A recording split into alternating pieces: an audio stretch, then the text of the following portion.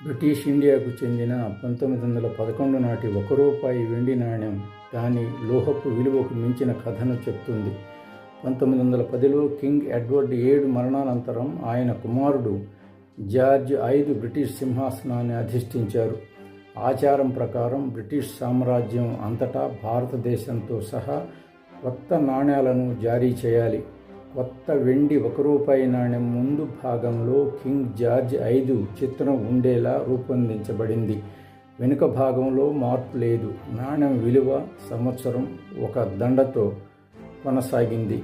1911లో ఈ నాణేల విడుదల king George V భారతదేశ చక్రవర్తిగా, క్వీన్ మేరీ సామ్రాజ్ఞిగా పట్టాభిషేకం భారీ వేడుకతో ఏకకాలంలో ఢిల్లీ దర్బార్లో జరిగింది.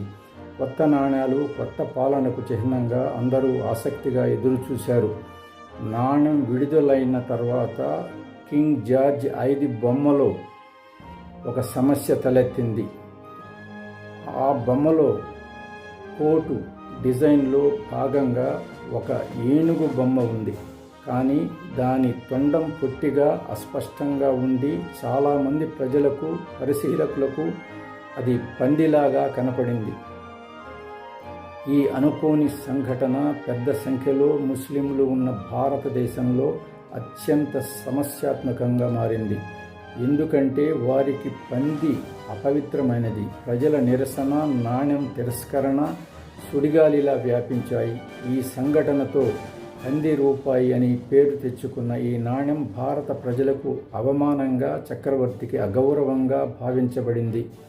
పరిస్థితి తీవ్రతను అర్థం చేసుకున్న బ్రిటిష్ అధికారులు మరింత అశాంతి పెరగకముందే త్వరగా చర్యలు తీసుకున్నారు.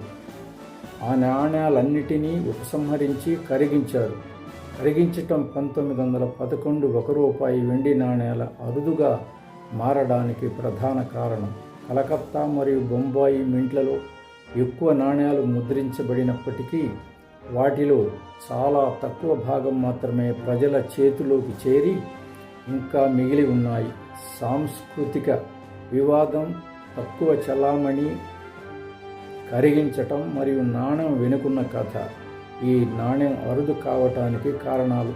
బ్రిటిష్ పాలన చరిత్రలో ఉద్రిక్తత మరియు సాంస్కృతిక అపార్థానికి ఇది ఒక ఘట్టం.